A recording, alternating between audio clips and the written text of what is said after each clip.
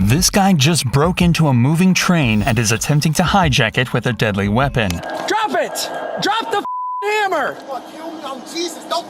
But insane hijacking attempts like this aren't as rare as you might think. Just like the time a dangerous and terrifying man tried to steal a commercial plane with evil intention. Police car, come on now! I will cut you. I'm a suicide bomber. But just how did this man get aboard the jet, and what exactly was he planning? Well, for that, we have to turn back the clock just 30 minutes to a simple shoplifting case in La Crosse, Wisconsin. At around 2:40 p.m., a man quickly identified as Cody Anderson headed to a gas station for a pack of cigarettes. At first, nothing seemed awry, but when he was unable to produce an ID, the clerk let him know that he was unable to sell him the goods. And then he started to get agitated and pleaded with the clerk to let it slide. He goes, I don't have my ID. I'm like, I'm sorry, I cannot sell them to you. And he's like, I'll do anything. What do you want? How much is it going to cost? What do you want? I said, I can't sell them to you. He like grabbed them from my hands and took off running out the door. And so I said, I'm calling the cops. Well, then Tony said he did drop a $100 bill out there. Do you have any video of the guy? Yeah. The plan was to check the security footage, ID the man, and bring him back to pay for the other cigarettes with a shoplifting charge added for the inconvenience. But with the power of hindsight, there are a couple of hints we can pick up on that clue us in as to what exactly Cody was planning. As mentioned, he was incredibly agitated and nervous, almost like he was desperate for something to calm him down. He also left $100 behind as he ran away, implying that this wasn't an issue of money. All that's to say that when the cops got this next call, they could have had a good idea who was waiting for them in the cockpit.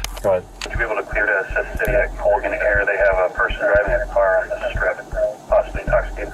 10-4. According to staff at the local airport, a man had just crashed through the locked gates to the runway at speed before repeatedly driving in circles around the airport, doing donuts, and using the runway as a drag strip. Staff assumed him to be intoxicated, which made his next move even more horrifying. He parked his car up by a small jet, stepped out, and brandished a knife at the crew, demanding they let him aboard. Due to the severity of this incident, a call went out to every nearby officer, and they arrived with arsenals of tactical gear and weapons to try and safely deal with the hijacking. I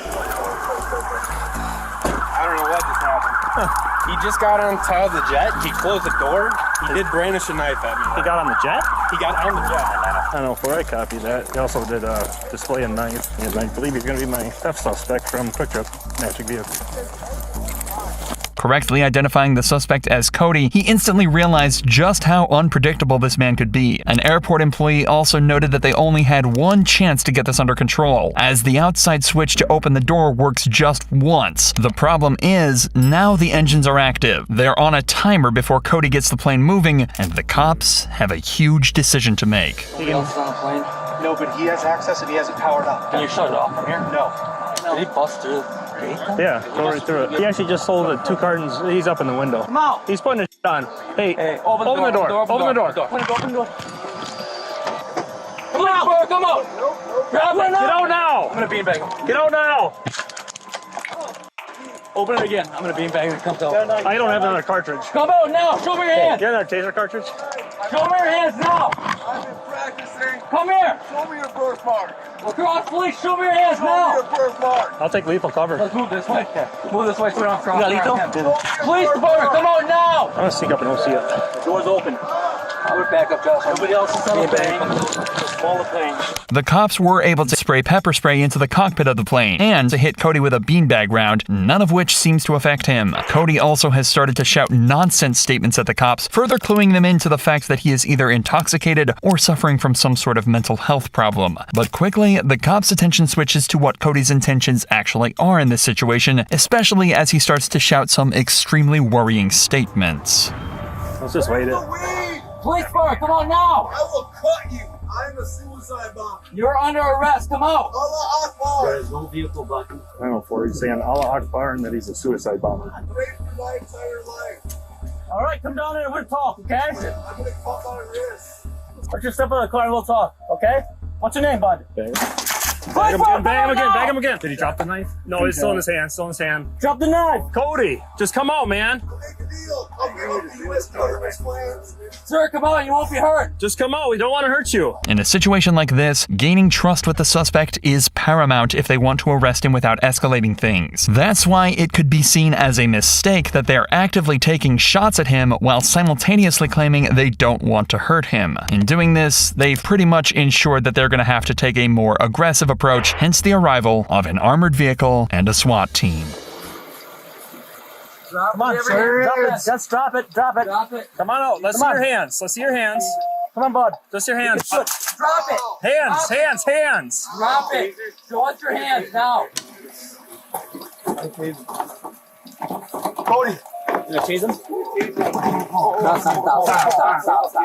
Cody, come here, slow us down here. Slow it down. Can you talk to me? What kind of explosives do you have? Cody then claimed he had a set of C4 explosives he'd obtained from the government and threatened to blow up the plane. To add to the drama, he also said he had a dead man's switch and 2 handguns. Come on, you're not moving, man. Because I got shot in the leg.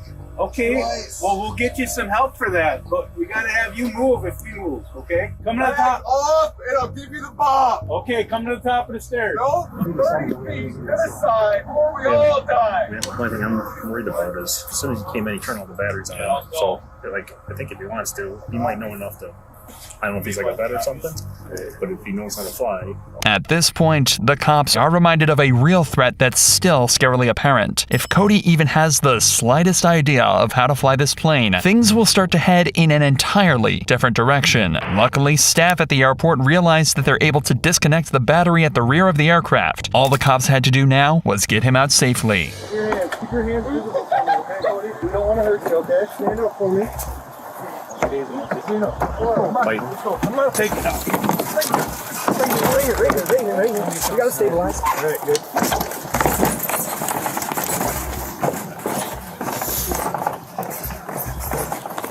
We got a spot. Come over. There's my stolen cigarettes. Yeah. Found my stolen cigarettes. He's my suspect in my cigarette theft case too. There you go. It's not uncommon to see a suspect turn a simple misdemeanor into a more serious felony charge. But Cody did this in one of the most dramatic ways we've ever seen. From a small-time shoplifting charge, Cody managed to catch felony charges of attempted carjacking with a weapon, attempted armed robbery, making terrorist threats, bomb scares, and failure to comply. However, police in Columbus, Ohio were faced with an equally terrifying call, except they knew their suspect was violent and armed. It was early June when police received a call about a man attacking a train and its crew. Apparently, it all started when the man forced the train to a halt by laying on the tracks, and it quickly escalated from there.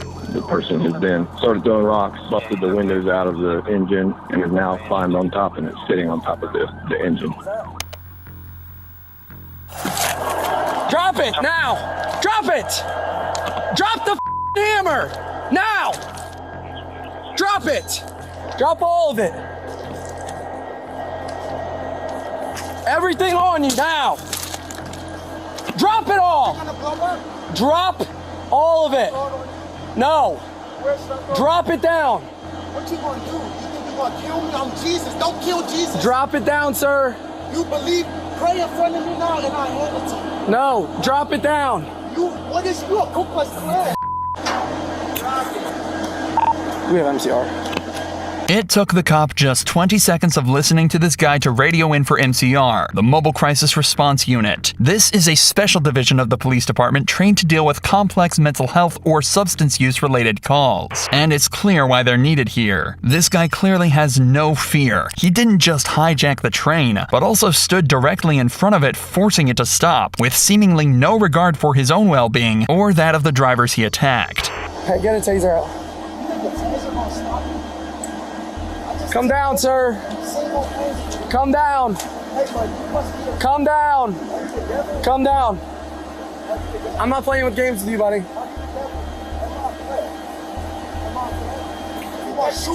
Right now you are. Are you gonna shoot me with my hands behind Put the flares down. I'm gonna cover up. I have the torpedo. Put the flares down. 33 bounces under the county. And put your hands out. I don't gotta do nothing. You say you're not doing nothing. Just kill me now. While I'm not doing nothing. Why are you up there? What's going on? You know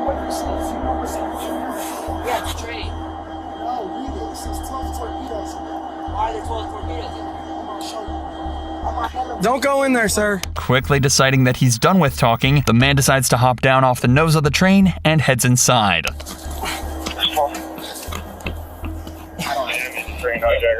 Hey, come out again, bud. I don't know what he has, dude. Yeah, but if he's lighting them. Open it up.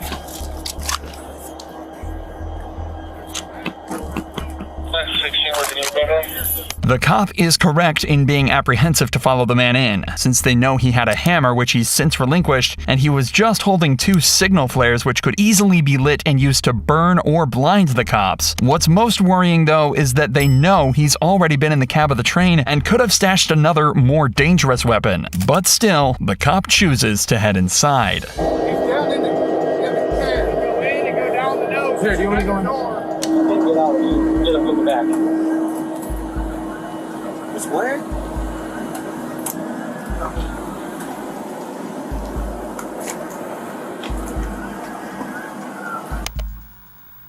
How can I get down there?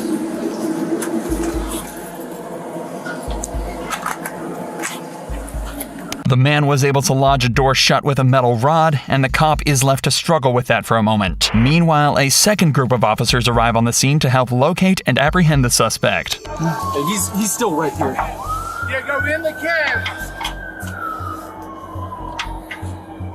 It's probably just this flare that he has. Can you see in at all? Yeah, we can open it a little bit. Let me get over here. All right. Let me see if it's a flare. Hey, what's up, man? Let me see your hands. Give me your gun. Okay. Don't hear. Get the out. Don't kill me. Don't kill me. Please. Don't kill me. Please, don't kill me. Don't kill me. Please, don't search. I'm lying. This is a publicity stunt. All the world will listen. Muslims, we're not evil. Christians, we're both right. We believe in Jesus. Why do you despise us? Surprisingly, catching and arresting the man was easier than actually getting him off the train. With a mixture of worries that he'd push an officer off the train or that he'd find a way to run off, it actually turned out to be a much bigger ordeal than they expected. We're gonna have to pass him down. We're gonna have to hand him down. Yeah. Cuff my leg. Just don't kill me. Walk around this way. Fighting today. But you're You gotta do that, or you want to who do take you care want here? to be the president? Trump or who? Let's pick. Who's the sheriff of Columbus Police? We're gonna pick.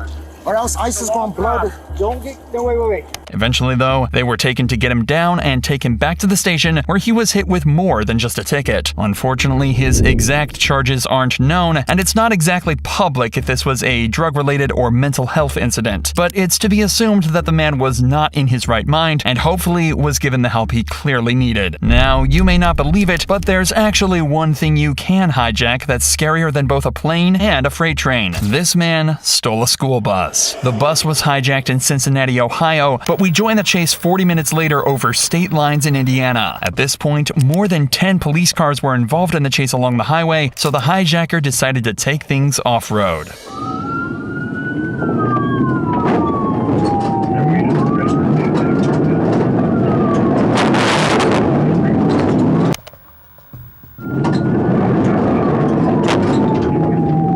This maneuver managed to shake off some of the less field-equipped cars, but they were still 5 sturdy 4-wheel drive cars in pursuit, and they weren't planning on letting up, especially as they had no idea who was left on board.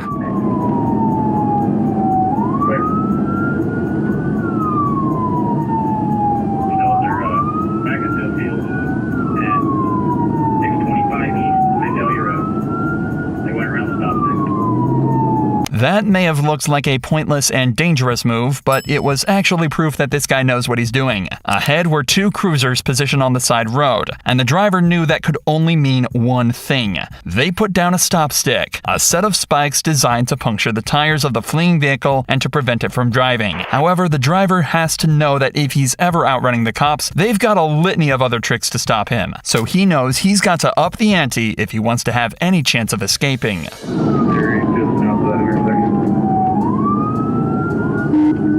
Clear in the cemetery.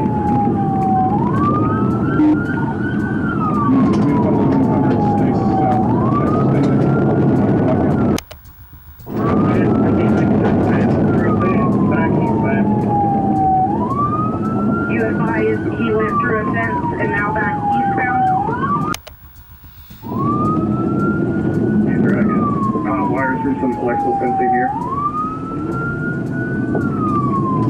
Clear on electrical fencing.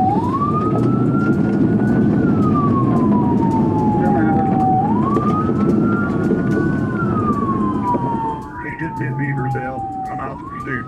Moving on from just the destruction of crops, he's now smashed through multiple fences and a hedgerow and narrowly escaped taking out half a cemetery too, but the cops are still close behind.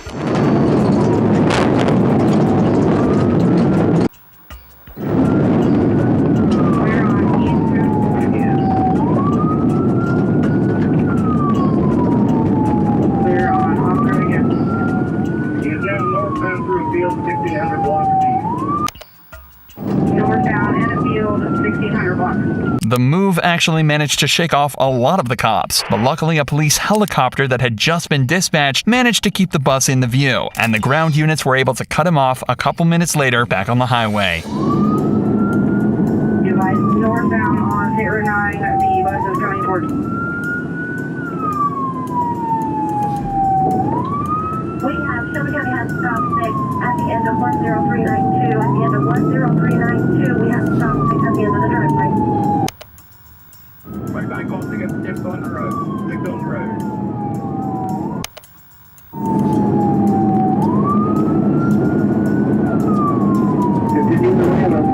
There are frankly dozens of cars in pursuit now, allowing them to cleverly split apart and attempt to cut the bus off in various different directions. But as it would turn out, that's not how they'd catch the driver.